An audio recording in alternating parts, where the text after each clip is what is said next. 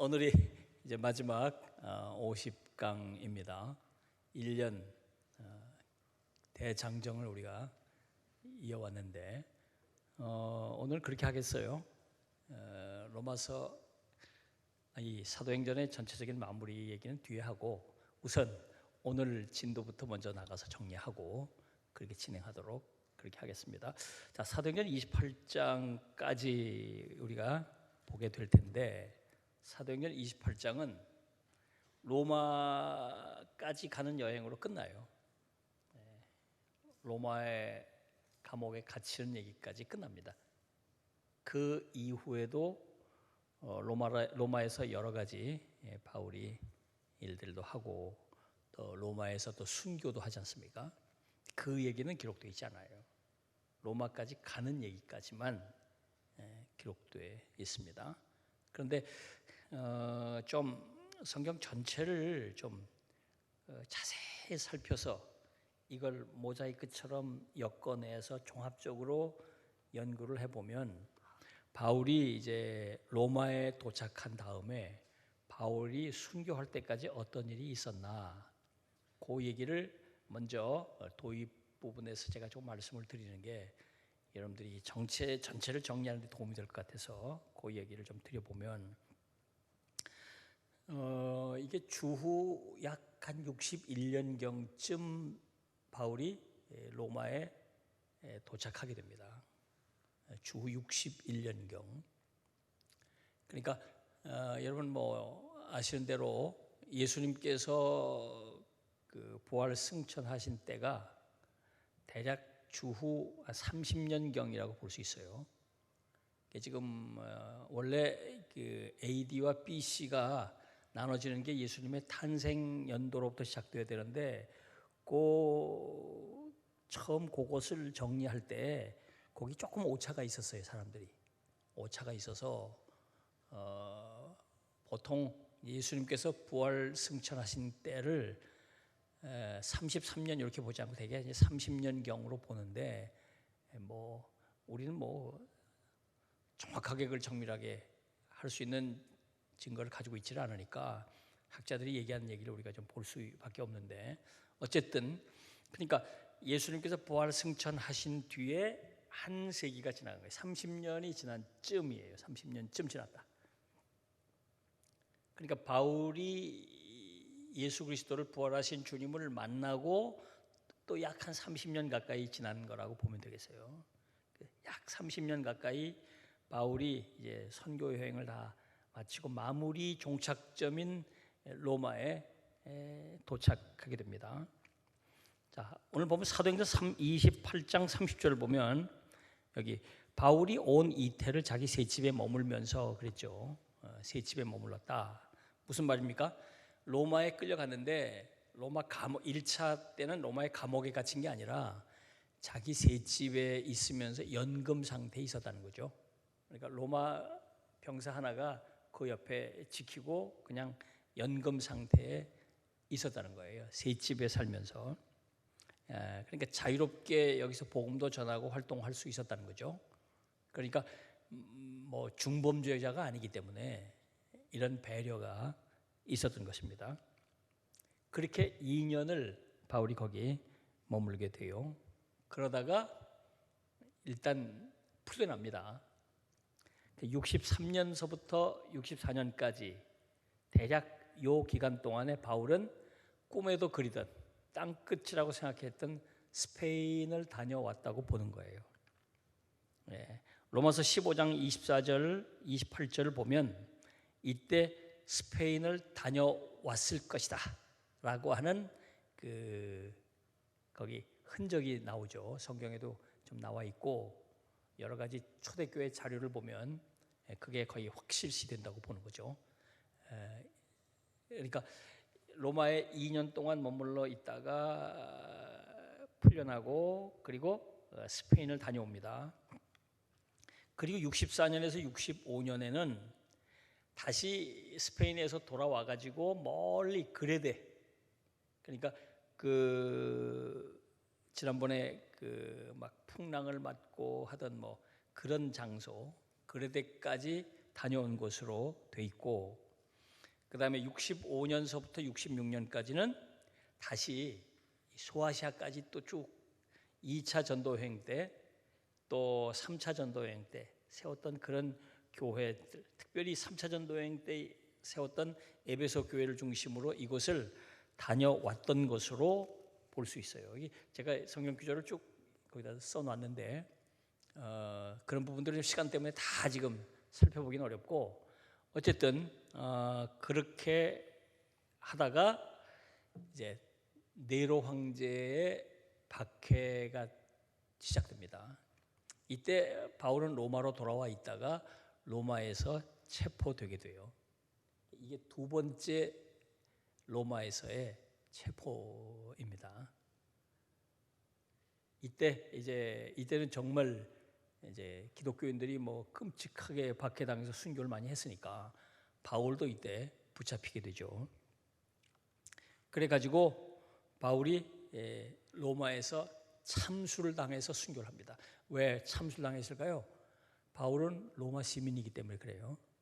십자가에 달린다거나 또는 뭐 사자밥이 되거나 이렇게 처형할 수는 없어요. 로마 시민이기 때문에.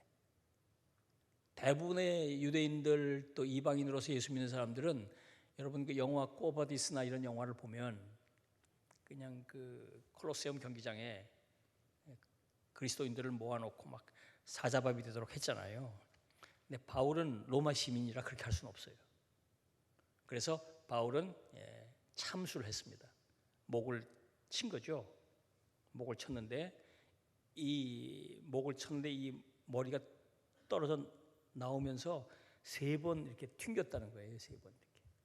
그런데 전설에 의하면 그 3번 튕긴 곳에 조그만 그 샘들이 생겨났다. 트레폰타스라. 지금도 바울의 순교지에 가면 그 이름이 그 3번 이렇게 튕겨져 나왔다. 그래서 트레폰타스라. 그래서 그 순교지가 지금도 보존돼 있고, 거기 바울이 그 2차 감옥에 갇혔을 때 감옥도 지금도 남아 있습니다. 자, 그 감옥 안에서 바울이 편지를 쓰게 돼요. 그 편지를 옥중서신이라 그렇게 부르고 네 권이 성경에 현재 남아 있죠. 에베소서, 빌립보서, 골로새서, 빌레몬서 여기서 쓰고, 그 다음에 디모데전서, 디모데후서. 디모데후서가 제일 마지막에 그 옥에서 편지를 쓰게 됩니다. 여기서 자기는 못 나가니까 편지를 이제 쓰게 돼요. 그리고 이제 순교를 하는 것으로 바울의 생애가 마감이 됩니다. 그게 대략 66년, 67년쯤 된다고 보는 겁니다. 그렇게 해서 위대한 사도의 생애가 거기서 마감이 되죠. 자, 지금은 요 마지막 요 순교 요 이야기들은 성경에 나와 있진 않아요. 성경의 기록은 1차 연금 될 그때까지만 기록되어 있어요. 거기까지만. 그래서 우선 오늘 우리가 성경을 공부를 해야 되는 거니까 오늘 본문을 우선 먼저 살펴보고 그 뒷 정리 마무리를 하도록 그렇게 하겠습니다. 사도행전 28장 16절에서부터 31절까지 이것은 하나님의 말씀입니다. 우리가 로마에 들어가니 바울에게는 자기를 지키는 한 군인과 함께 따로 있게 허락하더라. 사흘 후에 바울이 유대인 중 높은 사람들을 청하여 그들이 모인 후에 이르되, 여러분 형제들아, 내가 이스라엘 백성이나 우리 조상의 관습을 배척한 일이 없는데 예루살렘에서 로마인의 손에 죄수로 내준 바 되었으니 로마인은 나를 신문하여 죽일 죄목이 없으므로 석방하려 하였으나 유대인들이 반대하기로 내가 마지 못하여 가이사에게 상소하며 내 민족을 고발하려는 것이 아니니라.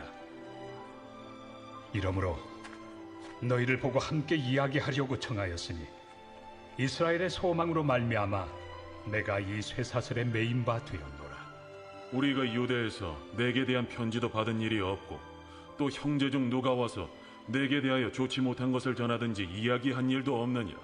이에 우리가 너의 사상이 어떠한가 듣고자 하니 이 파에 대하여는 어디서든지 반대를 받는 줄 알기 때문이라.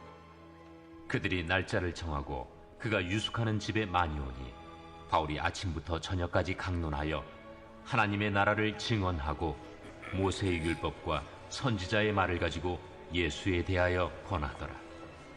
그 말을 믿는 사람도 있고 믿지 아니하는 사람도 있어 서로 맞지 아니하여 흩어질 때에 바울이 한 말로 이르되 성령이 선지자 이사야를 통하여 너희 조상들에게 말씀하신 것이 옳도다. 일러스되 이 백성에게 가서 말하기를 너희가 듣기는 들어도 도무지 깨닫지 못하며 보기는 보아도 도무지 알지 못하는도다.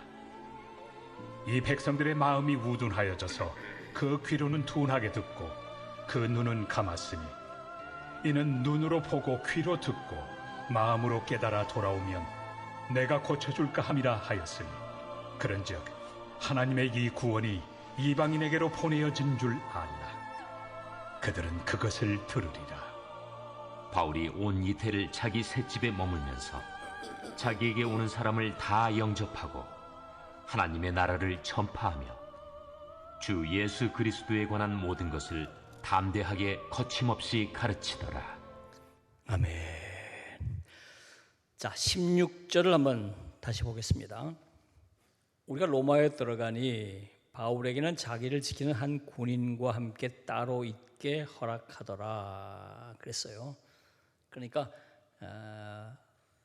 감옥에 착고에 채여서 갇힌 게 아니고 자기가 이제 새 집을 얻어서 거기 머물 수 있도록 허락이 됐다는 거예요.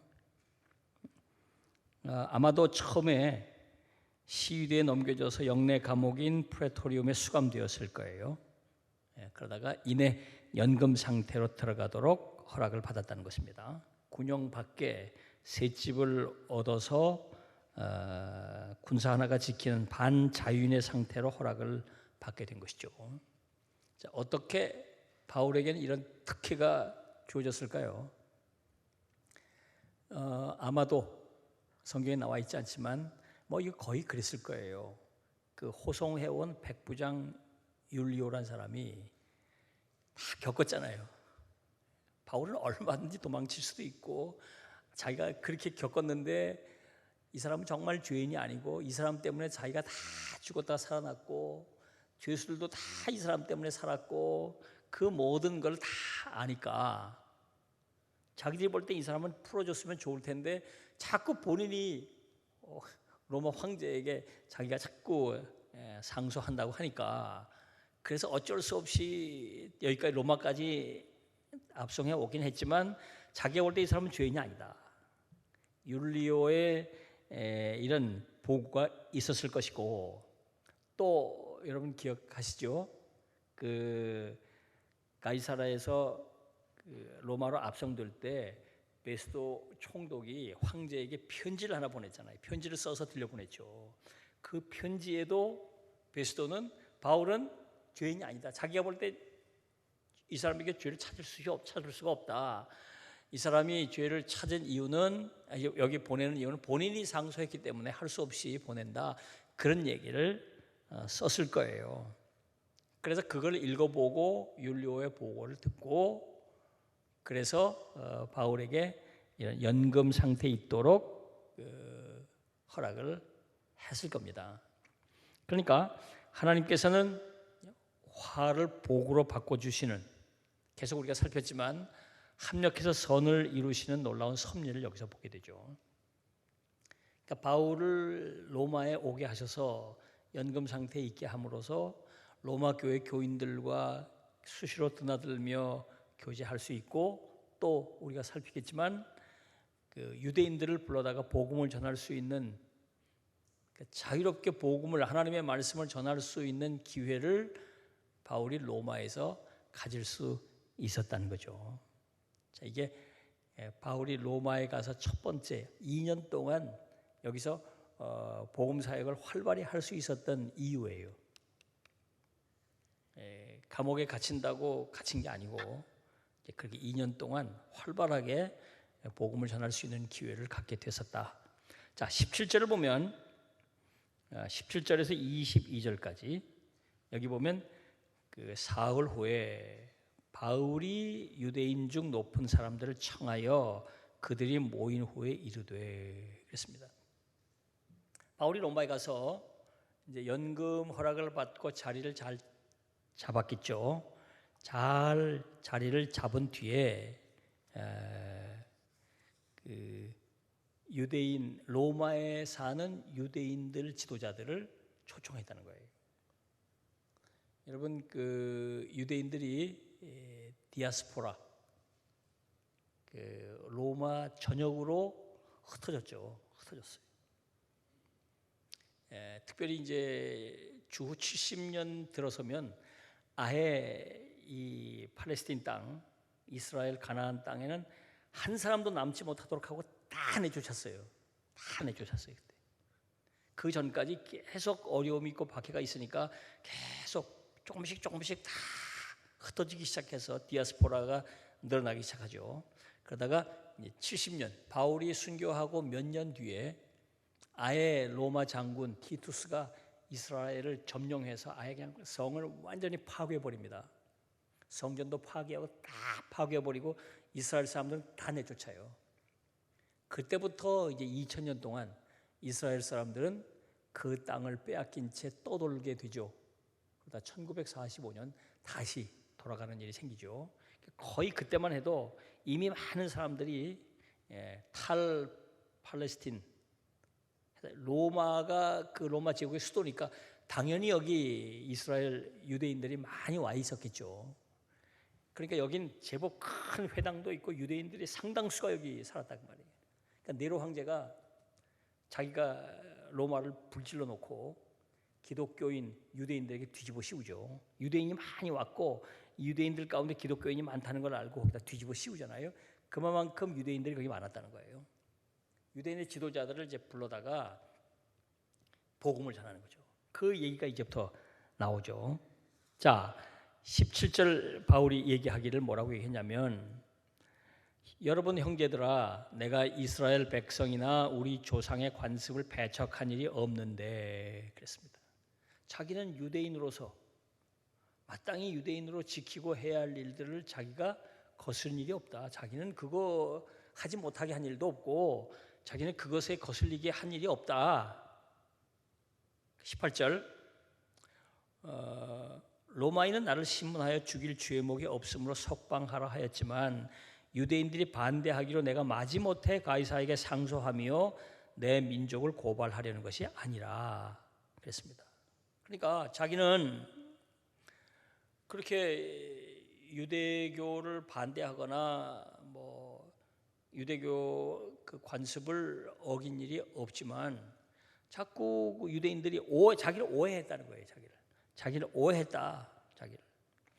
유대인들이 오해하고 모함하고 시기하기 때문에 자기가 이렇게 어려움을 겪고 그래서 로마 황제에게 자기가 상소하게 됐다. 그렇지만 로마 황제에게 자기가 상소를 했어도 그 유대인들을 고발하려고 하는 것이 아니다. 유대인들을 고발하려고 하는 것이 아니라 자기가 이제 20절 이러므로 너희를 보고 함께 이야기하려고 청하였으니 이스라엘의 소망으로 말미암아 내가 이 쇠사슬에 매인 바 되었노라. 그래서 이스라엘의 소망이에요. 이스라엘의 소망. 자기가 이스라엘의 소망에 관한 이야기를 황제에게 호소하려고. 여기서 이스라엘의 소망은 뭘까요? 메시아의 오심을 얘기하는 거잖아요. 그 메시아가 바로 예수 그리스도라는 이야기를 복음을 이야기하겠다고 하는 거예요. 그걸 이스라엘의 소망이라고 얘기했습니다. 그래서 바울은 이렇게 예수 그리스도를 전하기 위해서 서서히 모든 이야기들을 결론을 그리로 모아가잖아요. 쭉 이렇게 해서 복음을 전하는 일의 모든 최종 결론과 목적은 예수 그리스도의 복음을 전하는 것입니다. 자, 21절로 22절을 보면 저들의 반응이 그들이 이르되 우리가 유대에서 네게 대한 편지도 받은 일이 없고 또 형제 중 누가 와서 네게 대하여 좋지 못한 것을 전하든지 이야기한 일도 없었다. 이에 우리가 너의 사상에 대해 어떠한가 듣고자 한다. 그러니까 로마는요, 그 예루살렘하고 너무 멀리 떨어져 있으니까 사도 바울에 관한 이야기, 이 이야기에 대해서 잘 알려지질 않은 거예요. 그런데 그 이스라엘과 가까운 지역에 있는 다메섹 지역이라든지 또 안디옥이라든지 바울의 고향 다소라든지 이 소아시아 지역 여기까지는 바울이 어떻게 지금 그 복음을 전하면서 유대인과 갈등을 빚고 있는가 하는 얘기들을 다 거기는 알고 있지만 로마까지는 아직 그 얘기가 전해지지 않은 것입니다. 바울은 그래서 자기는 계속해서 그 얘기를 하는 거예요. 진정한 유대교가 뭔가? 진정한 유대교는 그 궁극적인 목적이 메시아가 오시는 걸 기다리는 것인데 그 메시아가 오셨다. 그걸 당신들이 모르니까 메시아가 오신 것에 대해서 내가 이야기하려고 하는 것이다. 그러므로 진정한 유대교는 우리다. 그 얘기를 지금 하고 있는 거예요. 진정한 의미의 유대교다. 그 얘기를 지금 하고 있는 것입니다. 자, 그래서 계속 만나서 토론하기로 하고 여기 23절로 29절을 보니까 계속 이제 그 유대인들에 대한과의 토론 이야기가 이어지죠. 자, 23절 그들이 날짜를 정하고 그가 유숙하는 집에 많이 오니 바울이 아침부터 저녁까지 강론하여 하나님의 나라를 증언하고 모세의 율법과 선지자의 말을 가지고 예수에 대해 권했다 그랬죠. 자, 유대인들이 이제부터 많은 사람이 이제 바울이 연금당에 있는 그 집을 드나드는 거예요. 많은 사람들이 드나갔다. 그들에게 바울이 그들이 잘 아는 모세 율법과 선지자의 말을 가지고 예수를 권했다. 그 말은 뭘까요? 그 당시에 유대인들이 성경으로 생각했던 것이 두 가지예요. 하나는 모세 오경이고 예언서란 말입니다. 아직 그 성문서라고 하는 그 시편, 잠언, 전도서 또는 역대기, 상하 뭐 이런 것들은 아직 구약 성경으로 인정되지 않을 때예요. 그때 편집되지 않을 때, 그게 주후 90년에 마지막 그걸 유대인 히브리어 말로 커투빔이라 그러는데 그 커투빔이 성문서가 성경으로 들어온 것은 주후 90년이에요. 그러니까 예수님 오실 때부터 요 바울 요 때까지 그들이 말하는 유대인들이 말하는 성경은 모세 오경과 예언서예요. 요것만이 성경이었어요. 지금은 구약에 여기다 성문서가 덧붙여졌죠. 그러니까 여기서 이 얘기는 뭐예요? 율법과 선지자의 말을 가지고 이 말은 뭘까요? 유대인들이 말하는 성경이에요. 성경이라고 볼 수 있어요. 그들이 말하는 성경. 이때만 해도 아직 신약 성경은 없었을 때니까 그들이 말하는 성경 그러면 그거는 모세 오경하고 예언서예요. 그러니까 토라라고 하는 것과 느비임이라고 하는 것, 요 두 뭉치. 우리는 지금 구약을 크게 네 부분으로 나눠서 편집을 해놨지만 유대인들은 지금도 세 부분으로 나눠서 편집되어 있어요. 토라, 모세 오경, 그 다음에 예언서의 느비임, 그 다음에 커투빔 이렇게 나눴는데 기독교는 요거를 재편집을 해가지고 네 부분으로 편성해서 구약 39권을 만들어 놓은 것이죠. 그러니까 다시 말하면 바울은 유대인들이 가지고 있는 성경, 그 성경을 통해서 메시아가 예수라고 하는 말, 예수를 증언하는 메시지를 계속 말씀을 전했다 그 얘기예요.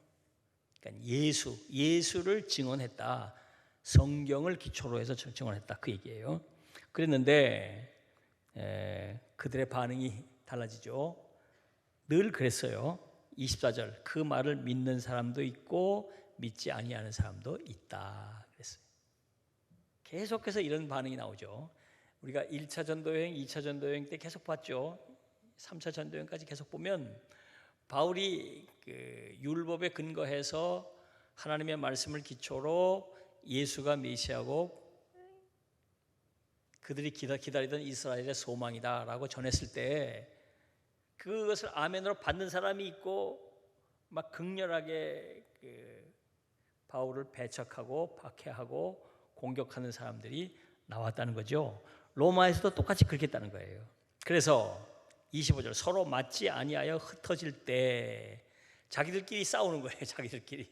자기들끼리 맞지 않아서 흩어졌다 그 말이에요. 그때 이 말씀을 받아들이지 않는 사람에 대해서 바울이 안타까운 얘기를 하죠. 여기 이사야 선지자의 예언, 하나님의 말씀을 기초로 예언하죠. 26절 이 백성에게 가서 말하기를 너희가 듣긴 들어도 도무지 깨닫지 못하며 보기는 보아도 도무지 알지 못하는도다. 이 백성들의 마음이 우둔하여져서 그 귀로는 둔하게 듣고 그 눈은 감았으니 이는 눈으로 보고 귀로 듣고 마음으로 깨달아 돌아오면 내가 고쳐줄까 함이라 하였은즉 그랬습니다. 자, 그러니까 하나님의 말씀을 들었는데 깨닫지 못한다는 거죠. 말씀을 들어도 깨닫지 못한다. 자, 그래서요, 여러분 은혜 가운데 가장 소중하고 확실한 은혜는요, 깨닫는 거예요. 말씀을 듣고 아멘. 이게 아멘이 나와야 되는데 이게 아멘이 잘 안 나와. 참 큰 은혜는 예배 드리면서 말씀을 들으면서 아멘, 말씀 묵상하면서 아멘, 이게 믿어지고 아멘이 돼야 되잖아요. 이게 은혜라 그 말이에요. 그러니까 다 이게 성령의 감동이 있어야 되고 성령의 역사가 있어야 이게 아멘이 되는 것입니다. 내가 믿고 싶어서 믿는 게 아니에요. 내가 그게 논리적으로 이해가 돼서 믿는 게 아니라니까요. 하나님의 말씀은 설득돼서 믿는 게 아니에요. 이게 선포예요, 선포. 하나님이 당신을 사랑하십니다. 그거를 어떻게 논리적으로 설득이 되겠어요? 마음이 열리고 성령의 감동이 되면 그렇습니까? 아멘 하고 그 말씀을 듣고 아멘 하고 눈물 흘리는 사람이 있는가 하면 무슨 그 쓸데없는 소리를 하느냐고, 그딴 소리를 하느냐고 말이야. 아니, 하나님이 있으면 어디 좀 보여달라고 이렇게 대드는 사람들이 있죠. 지금도 똑같아요. 지금도 당신은 죄인이고 당신의 죄를 사하시려고 예수님께서 십자가에 달려 오셔서 당신의 죄 때문에 죽으시고 뭐 그렇게 복음의 핵심 얘기를 전했을 때 그것을 아멘으로 받는 사람이 있는가 하면 이 사람이 미쳤나, 쓸데없는 소리 한다고 반박하는 사람들이 있잖아요. 그러니까 믿음은 그래서 에베소 2장 8절 말씀처럼 하나님의 선물인 거예요. 이게 아멘. 이게 믿어져야 되는데 이게 안 믿어진다 그 말이에요. 아멘 하고 똑같이 그런 반응이 있는 거예요. 한편으로는 은혜 받은 사람이 있고 한편으로는 은혜 받아서 아멘 하는 사람이 있고 한편으로는 아멘 하지 않고 배척하는 사람이 있다 그 말입니다. 그래서 우리 장로교는 이중 예정을 얘기를 하는 거예요. 하나님이 택한 사람과 택하지 않은 사람이 있다. 구원하시기로 작정한 사람이 있고 그렇지 않은 사람이 있다. 그렇게 얘기할 수밖에 없는 모습이죠, 여기. 자, 이제 여기서 바울은 구속사적인 중대 선언을 하게 돼요. 여기 보면 자, 28절. 그런즉 하나님의 이 구원이 이방인에게 보내어진 줄 알라. 그들은 그것을 들으리라 하더라 그랬습니다. 자, 유대인들 가운데 하나님이 택한 백성이라고 하는 유대인들 가운데 이 하나님의 말씀을 믿지 않고 받지 않는 사람이 있는데 이 복음이 이제는 이방인에게 전해질 것이다. 너희들이 안 받으니까. 그래서 이방인들에게 전해지면 이방인들 가운데 믿는 이들이 생기게 될 것이다. 여러분, 이건 굉장히 구속사적으로 중대한 선언이에요. 자, 구약을 보면요, 전부 다 아브라함의 자손이잖아요. 아브라함의 자손들이 큰 민족을 이루고 구원받을 하나님의 백성을 이룬다는 거잖아요. 그러니까 구약에서는 혈통적 유대인을 얘기하는 거예요. 혈통적 유대인이 중심축을 이루어요. 그런데 저들이 예수 그리스도를 받아들이지 않음으로 해서 혈통적 유대인의 구원의 그 틀은 깨지는 거예요. 이제는 아브라함의 자손이 누가 아브라함의 자손이냐? 믿음의 자손이라는 말이에요. 믿음의 자손.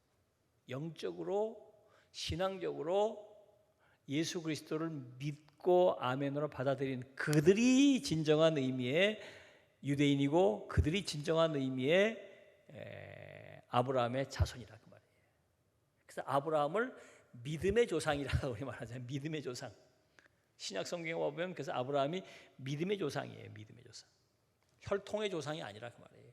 혈통적으로 아브라함의 자손들은 크게 두 뿌리로 내려오잖아요. 지금 하나는 저 아랍 쪽들이 다 아랍이 다 저게 다 아브라함의 자손이에요. 이스마엘 아브라함의 아들이 이스마엘이잖아요. 이스마엘의 그 자손들로 구성된 족속이 아랍 쪽이잖아요. 아랍 지금 이슬람교도 그 자손 또 한 뿌리는 이삭의 자손으로 쭉 유대인으로 쭉 내려오죠. 이렇게 쭉. 다 아브라함의 혈통적 자손이에요. 지금 뭐 이스라엘 사람들이 자기들만 뭐 아브라함의 자손이라 그건 말이 안 돼요. 지금 이 아랍 족들도 다 아브라함이 자기들의 조상이야. 아브라함. 그게 혈통적인 유대인들은 그렇게 혈통적으로 내려왔잖아요. 근데 여기서 지금 바울이 이제 그렇지 않고 이방인들 뒤에 로마서에 가면 이게 자세히 나오죠. 표면적 유대인이 아니고 이면적 유대인이 유대인이다. 겉으로만 유대인이라고 하는 혈통적으로 겉사람이 유대인인 게 유대인이 아니고 진정 속사람이 유대인이어야 진정한 유대인이다. 이제 같은 맥락이 나오는 거예요. 여기서 사도행전은 그래서 이제 구속사의 흐름에 대한 이 큰 물줄기가 새롭게 열린 것을 선언하는 것으로 사도행전이 마무리가 지금 되고 있는 것입니다. 30절 31절 보면 바울이 온 이태를 자기 셋집에 머물면서 자기에게 오는 사람을 다 영접했다 그랬어요. 셋집에 머물렀다 그랬죠. 바울이 무슨 돈이서 세를 얻어 살았을까요? 바울이 부자도 아니고 말이죠. 우리가 바울이 그 감옥에 갇혀 있을 때 특별히 여러분 빌립보서 4장 14절 한번 찾아볼까요? 빌립보서 4장 14절을 보면 거기 그런 말이 나와요. 빌립보서 4장 14절 그 쭉 읽어보면 그러나 너희가 내 괴로움에 함께 참여하였으니 잘하였도다. 또 10절서부터 쭉 읽어보면 빌립보 교회가 바울이 로마 감옥에 갇혔을 때 연금 상태에 있을 때 이때 바울을 후원했다는 말이에요. 사람을 보내기도 하고 또 돈을 보내서 바울이 말하자면 영치금 또는 감옥 생활, 연금 생활을 후원했다고 하는 기록이 나와요. 아마 이런저런 도움을 받아서 바울이 그 선교 헌금으로 충당했을 것입니다. 자, 말씀드린 대로 이곳에서 2년 동안 바울은 열심히 복음을 전했어요. 열심히. 그리고 이제 사도행전의 마무리가 31절이죠. 31절 다 함께 읽어보겠습니다. 31절 다 함께 시작. 하나님의 나라를 전파하며 주 예수 그리스도에 관한 모든 것을 담대하게 거침없이 가르치더라. 이렇게 마무리가 돼요. 복음을 담대하게 또 하나 거침없이 두 가지 표현이 중요하죠. 담대하다는 거예요. 담대하다. 뭐 죽으면 죽으리라. 담대하게 겁 없이. 그 다음에 거침이 없다 이거예요. 누가 뭐래도 누가 못하게 해도 거침없이 했다는 거예요. 이런 모습이 이거는요 뭘 말해준 걸까요? 궁극적으로 복음 전파가 궁극적으로 승리할 것을 예고해 주는 거예요. 아주 힘있게 복음이 그냥 밀려나가는 거죠. 거침없이 밀려나가는 거예요. 거침없이 어디까지? 땅끝까지 쫙 밀려나가는 거예요. 무서운 힘으로 뭐 그걸 가로막고 뭘 하더라도 그걸 뚫고 나가는 거예요. 쭉 밀고 나가는 겁니다. 마치 거대한 물줄기가 그걸 가로막고 있는 댐 같은 걸 다 무너뜨리고 막 그 물 밀듯이 그냥 쭉 밀려 나가는 것처럼, 그래서 다 온 세상을 뒤덮는 것처럼 거센 힘으로 쭉 퍼져나가는 그 모습을 끝으로 사도행전이 마감되고 있다. 그러니까 여러분 그 쓰나미가 밀려온다고 생각해 보세요. 쓰나미가 쫙 밀려 들어온다 이 말이에요. 그 거침없이 밀려 들어온 그 거센 물줄기의 그 놀라운 힘과 위력을 다 보여주면서 마무리되죠. 결국은 어떻게 됐습니까? 그래서 로마란 나라가 바울 이후에 약 100년에서 200년 사이에 로마 전체를 완전히 장악해버리죠. 결국 313년 콘스탄틴 대제가 손들게 되죠. 손들게 되고 기독교를 국교로 세워서 로마란 나라, 거대한 제국이 기독교가 되죠. 그러면서 그 이후로 서구 사회가 완전히 복음화가 되죠. 서구화. 사도 바울이 잡았던 이 물줄기의 흐름이 그대로 이어졌어요. 그래서 서진을 하는 거예요. 계속 사도 바울의 복음 전파의 방향은 서쪽으로 서진이에요. 쭉. 이 거대한 흐름을 타고 2000년을 이어서 계속 서진을 해오죠. 지금 쭉 이렇게 해서 그 사도행전이 마무리가 돼요. 지금 사도행전을 정리를 해보면, 자 여러분 다시 사도행전 1장 8절 한번 가보겠어요. 제가 계속 지금 1년 동안 사도행전을 강의하면서 이 말씀을 드렸죠. 사도행전 1장 8절 다 아는 말씀이죠. 자, 다 같이 우리 함께 큰 소리로 읽어봅니다. 사도행전 1장 8절 다 같이 시작. 오직 성령이 너에게 임하시면 너희가 권능을 받고 예루살렘과 온 유대와 사마리아와 땅끝까지 이르러 내 증인이 되리라. 사도행전은 한마디로 말하면 이 말씀이 어떻게 이루어졌는가를 보여주는 내용이라고 할 수 있어요. 성령이 2장에 가면, 그래서 2장에 가면 성령 강림 얘기가 나오죠. 성령 강림이 되고, 그리고 복음을 전할 사람들이 모여서 공동체를 이루게 되고, 또 그리고 그들이 이제 예루살렘으로, 또 유대로, 사마리아로, 그리고 땅끝까지 복음을 전해서 가지고 나가는 이야기. 그래서 결국은 그 당시의 땅끝의 핵심 포인트라고 할 수 있는 로마에까지 복음이 전파되는 얘기를 사도행전에 그려놓고 있어요. 그래서 많은 사람들이 그런 얘기하죠. 오늘 우리는 사도행전 29장을 쓰고 있다. Again, Acts 29. 그 얘기를 하는 거예요. 그러니까 지금 우리는 사도행전 28장에서 로마까지 끝났지만 사도행전 29장, 30장, 31장 그것들은 지금 우리가 쓰고 있다. 우리가 쓰고 있다. 그래서 우리는 이 바울의 후예로서 사도행전 29장 이하를 지금 써 내려가는 사람들이다. 그러니까 이 복음의 이 거대한 물줄기가 계속해서 온 땅을 뒤덮을 수 있도록 우리가 그렇게 꿈과 비전을 가지고 나가야 한다. 그런 메시지를 사도행전은 우리에게 지금 전해주고 있는 것입니다. 땅 끝까지, 아직까지 땅 끝까지 전해지지 않은 곳이 많으니까 그곳까지 복음이 전파되고 나가는 일에 쓰임 받을 수 있어야 한다. 비전과 꿈을 가지라 그 말이에요. 자, 좀 자세하게 내용을 살펴보면, 그러니까 이 사도, 그래서 이 제목을 사도들의 행전이잖아요. 사도들이 어떻게 이 말씀을 이루기 위해서, 그래서 영어로는 이걸 act라고 그러잖아요. act. 행동하고 활동하고 뭐 헌신하고 충성하고 일했다는 거 아니에요. 사도들이 어떻게 일했나, 일한 내용을 적었다. 사도들이 활동하고 복음을 전하기 위해서 활동한 내용들을 기록한 책이라.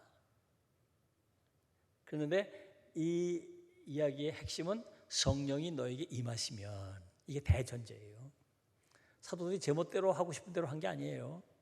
성령이 임하시면, 성령이 임하지 않으면 못한다는 거고. 그래서 계속해서 나오죠. 성령의 매여, 계속 그 말이 나와요. 바울은 성령의 매여, 성령이 이르시되, 계속 나와요. 그러니까 겉으로 활동하고 행동한 액트, 활동한 사람들은 이 제자들이지만 보이지 않게 제자들을 활동하게 한 실질적인 주인공은 누굴까요? 성령이라 그 말이에요. 성령. 그래서 앞에 복음서는 한마디로 말하면 예수님의 말씀과 활동을 써놓은 책이에요. Word and Work예요. 예수님의 Word and Work, 예수님의 말씀과 예수님이 행하신 이 일을 기록해낸 책이 복음서예요. 그게 복음이에요. 예수가 복음이라고 말할 수 있죠. 한마디로 말하면 그 예수의 증인이 되는 거예요. 그러니까 복음을 전하는 사람들, 복음이 어떻게 전해졌나, 그 얘기, 사도들에 의해서 어떻게 전해졌나는 이야기가 사도행전이에요.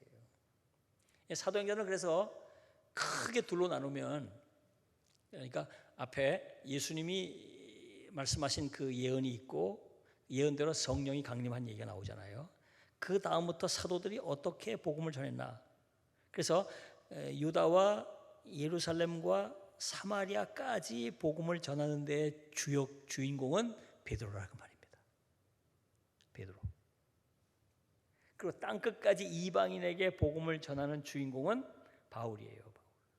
사도행전 13장서부터 바울이 복음을 전하는 얘기가 나오죠. 본격적으로. 그것을 우리는 4번의 여행으로 쭉 스케치해서 말씀을 드렸어요. 1차, 2차, 3차, 4차 전도여행 얘기를 쭉 스케치해서 말씀드렸어요. 지도를 한번 볼까요? 1차, 2차, 3차, 4차 전도여행. 자, 굉장히 복잡한 그림으로 저기 표현되어 있죠. 자, 1차 전도여행 지역입니다. 저게. 그 구브로로 또 그 위에 비시디아 안디옥으로 그 지금의 터키의 동남부 지역, 이 지역이 1차 전도여행 지역이에요. 저 지역의 윗부분, 그 부분이 갈라디아 지방이고 비시디아 지방이기 때문에 이 지역 교회들에게 편지를 쓴 것이 갈라디아서라고 볼 수 있어요. 딱 맞진 않지만 그 지역이, 그 윗부분이 갈라디아, 비시디아. 지난 말씀드렸죠. 뒤에 아가 붙은 거는 큰 그 지방을 말한다. 아시아, 비시디아, 수리아, 뭐 이렇게 뒤에 아가 붙었다는 건 로마의 행정구역상 큰 지역을 말하는 거예요. 아가 붙었다. 수리아 무슨 뭐 이렇게. 그러니까 갈라디아 이런 식으로, 그런 식으로 마게도니아, 이렇게 아가야 할 때 그 야아 뭐 다 아가 붙었다는 거죠. 그러니까 그 지역이 1차 전도여행 때 저 지역에 대한 이야기가 쭉 계속 나오죠. 그리고는 이제 다시 돌아왔다가 베이스 캠프는 그 수리아 안디옥이었는데 2차 전도여행으로 넘어가죠. 1차 전도여행 때 갔던 복음을 전했던 지역을 지나서 2차 전도여행의 핵심 포인트는 유럽이에요. 유럽으로 넘어가 가지고 마게도니아와 아가야 지방까지. 그래서 고린도에서 오래 머물죠. 고린도에서 오래 머물렀다가 다시 예루살렘을 거쳐서 다시 비시디아 수리아 안디옥으로 귀환하죠. 2차 전도여행이에요. 그리고 3차 전도여행을 가보면 3차 전도여행은 주로 에베소에 머물면서 소아시아 지역에 복음을 전하는 게 핵심이에요.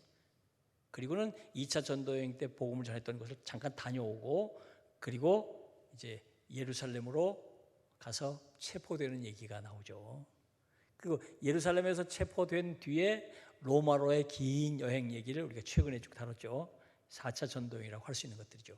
그래서 거기 특별히 그 그레데 섬에서 유라굴라 광풍을 만나고, 또 지금 몰타 그 멜리데 섬에서 있었던 이야기, 그리고 거기서부터 쭉 이제 배를 타고 또 걸어서 로마까지 올라오는 얘기를 우리가 쭉 지금 살폈습니다. 그리고 오늘 마지막 로마에 머물면서 어떤 일이 있었나.